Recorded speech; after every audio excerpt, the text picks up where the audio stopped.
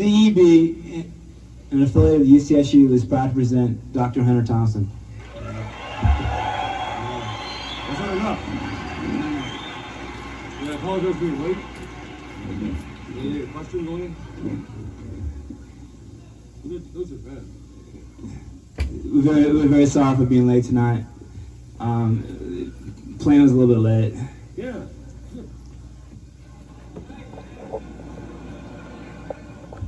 We're not in jail. Really? What the hell are they for? Who controls those things? Turn those off.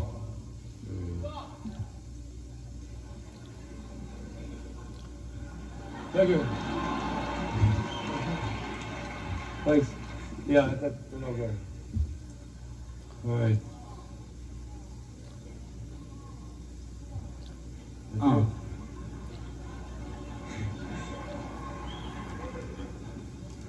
Oh, you're apologizing for being late? Yeah, we apologize for being late tonight. Some Nazi held us up at the gate down here. We had no permit to park, and we're on the list? Oh, yeah, we're on the list. No, we weren't there, though. No. We've been out there for 45 minutes, I'm sorry. Held up by some local Nazi. You're supposed to get this thing going. Oh, I see. Yeah. What are we going to answer? Well, let's find out what kind of question we should deal with. Yeah, okay, that's good.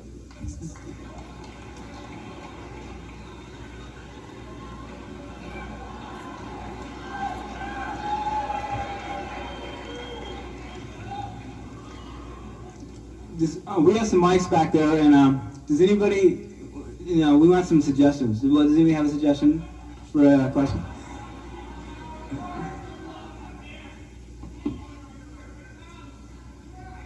No, if you want to ask a question, approach the mic, and there must be someone out there that has a question.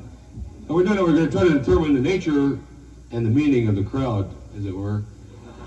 And, is this on? we open the wrong subject. It'd take us a long time to get back to the right subject. Is there any dominant curiosity here that we can deal with? You, yes. Okay, I'm not going to ask you what is reality, man. Okay. What I want to know is, do you think that the authorities on Earth, be they what they are, have been contacted by extraterrestrials, intelligent creatures from another planet? I really want to ask you this, man. Which authorities? Whichever ones are in charge, it depends on where you're at. Yeah, probably so. Thank you. Why not? Okay, is that the subject we have to deal with tonight? Yes, the young lady in the coat. No, she's a singer. Is there anyone here who can, yes? You. For the crowd, as it were. No. Is this one on too? Have you ever, since Fear and Loathing in Las Vegas, do you think you've ever found the American dream, that discotheque you were looking for? I found it right there. That's what I was. That's the great American novel. That's it? Yeah, that's it. Well, Hunter, one of the questions that we came up with is like when you're writing about American Dream and Fear and Loathing, and we weren't really quite sure what you were talking about, really.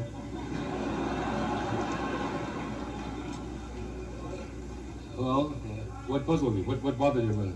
Well, the whole idea of American Dream is there really something out there to be looking for? Is there, as college students here, that's what kind of things, we're all looking for, to find out. That's, why we're all here, right, guys?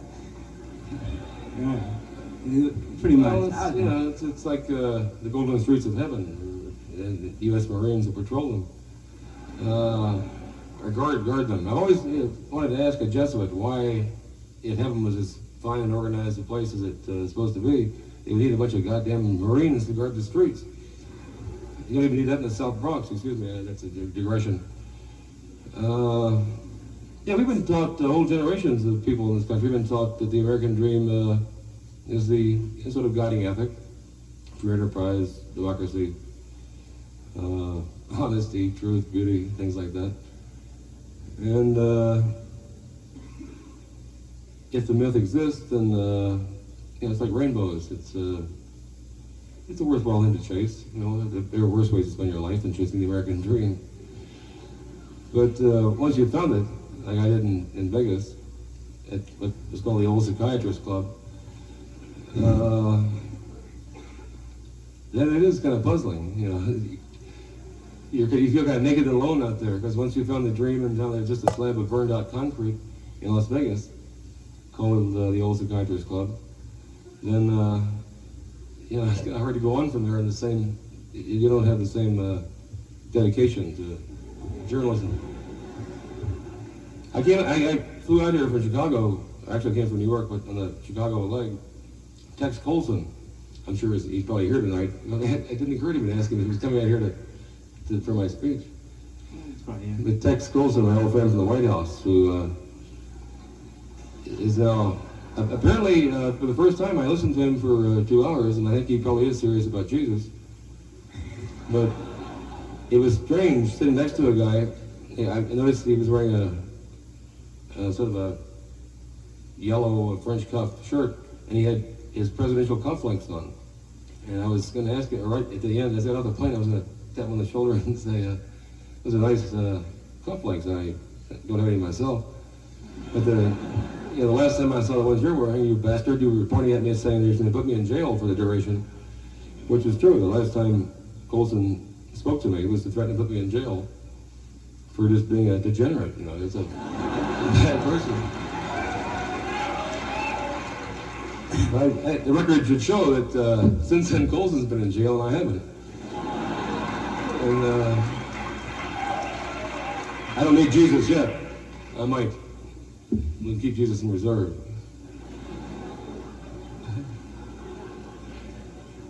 Did we answer that question? No, we didn't. Yeah, we did, yeah. How did we? Dr. Thompson, are you still a bigger football fan than President Nixon? You know, I used to think that was the only time Nixon spoke the truth to me. And from what I've learned since then, I suspect he even lied about that. No, actually, he knew, he gave me a serious crackback the first time I talked to him about football, when he knew the name of a second-string Oakland flanker who maybe played 7 plays in 1 Super Bowl, never showed up again. Nixon not only knew who he was and what he had done, but he knew where he'd gone to college, which I'm not sure what it tells us, except that at least he can tell the truth about one thing. But yeah, I'm a football fan in the sense that, but you know, I guess Nixon and I we must share one thing. We have one thing in common: that we're serious football fans. I don't. It's not. There's no shame in that. That you have one thing in common with Richard Nixon. We both wear belts. You know, we spend American money, so yeah. It was eerie to find out that I could get along with Nixon and actually have a ho-ho conversation with him about football, because I always felt he lied about everything, and that was the one thing he caught me on, but we caught him in the end on a much bigger thing. You know, earlier tonight you talked about Vietnam and how you felt that more things should be said about Vietnam than have been said. You care to talk about this at all? We were talking about the books. Yeah. The best books that I've read recently have been books on Vietnam, and they're not just good books about Vietnam, they're good books, period. It's Dog Soldiers has been out now for about 2 years. It's the best novel by an American writer I've read in 10 years. And Michael Herr, who was a freelance journalist, he would write long things, say for Esquire, on the siege of Khe Sanh and stuff like that, has a book out just about now called Dispatches, which probably is the best book, not only about Vietnam, but about a whole generation and the fixation that we all, in the end, had to have about the damn place. That's why I went over there. The last 2 weeks of the war, the place had caused me so much trouble for 10 years, I thought I should see it, but well, I still had a chance. You know, in the end of one of your books, I think it's 72, when you went over to Vietnam for the final days there, you went to Cambodia, and you said you experienced the fear and the loathing. Not Cambodia, no. That went down about the time I got to Saigon. Laos. The what? if I said I went to Cambodia, I lied. No, Laos. I'm getting you off the hook. Okay. Laos. I have a question up here. Hello? A question? I can't answer any questions about Cambodia. I was not allowed to go there. What did you talk about? The Khmer Rouge had taken over, and they were vicious little bastards. Yeah, I remember in Laos, an LA Times, Jacques Leslie, who works at the LA Times, is one of these confirmed Asia freaks who cannot come back to this country. The culture shock has been too heavy. You know, to him, New Delhi is home, and Hong Kong is sort of like what we think of here is, it's his version of New York. If you go from New Delhi to Hong Kong, you're going to the big city. And there are a lot of people like that, correspondents, who get so locked into Asia or other places they can't come back to this country. And usually the best ones are that way. But I remember Leslie with and they carry magnetic chessboards so that the men will stick on the chessboards for, maybe until the next war. You can keep a game going because if you're always in jeeps and on planes, and the chessmen they don't fall off. There's no way to knock them off. And what was I saying? Jacques Leslie, I don't know what I call it. We were lost. Any questions out there? There's a question up the balcony. Questions? Yeah, on the balcony?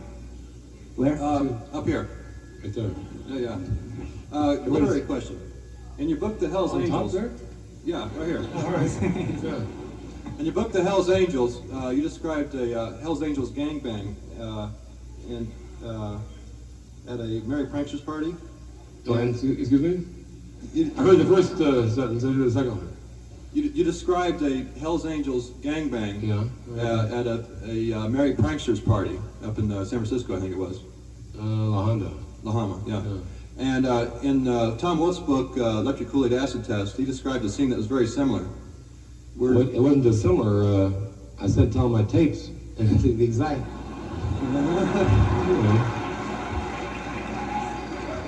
He asked if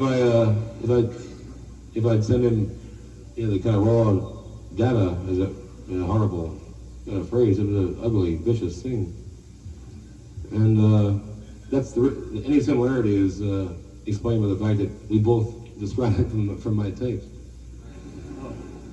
Whatever happened to Tom Wolfe? Whatever happened to Tom Wolfe? Where is he now?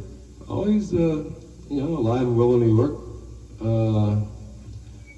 I think he's turning into a royalist of sorts. And then he thinks I'm turning into a brain damaged geek. So Tom's idea of a progressive decade is a camel's hair coat in every closet and Gucci's on every other foot. But he didn't agree with me that the country is into what I call the grim slide. I think it is. But he's a good person. He's a good writer and a good human being. He doesn't hurt anybody. He gets by without causing the kind of damage that Colson caused, or Nixon. I won't when I have to. And I don't think people understand just how rotten and wretched and sick the trade of being a writer. You don't understand? Who said that? I don't know. God's mercy on you. I would prefer never to write anything again, but since I'm not into crime deeply enough, and there's nothing else it seems really worthwhile doing except maybe hunting sea snakes in the Great Barrier Reef. I prefer to do that. Yeah, I'll write when I must write. Either that or I have to go to work. And I haven't had a job in about 21 years.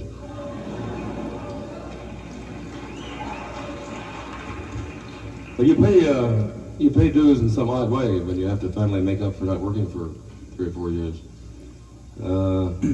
It catches up. It hurts. It's hard. That's what I'm doing now.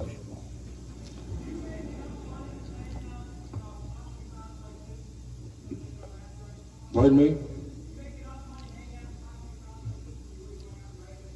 I could. Yeah, I could make $10,000 a month doing this.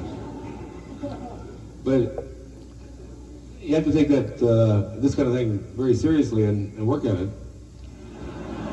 And well, like Julian Bond, I saw him on Tom Saturday night, saying that 3 months out of the year he goes out for 90 straight days, and he probably makes about $5,000 a day at that. I figure if I can make $2,000 a month at it, that pays for my cocaine. It, you know, yeah. We keep a separate account for this. It's a very frivolous account.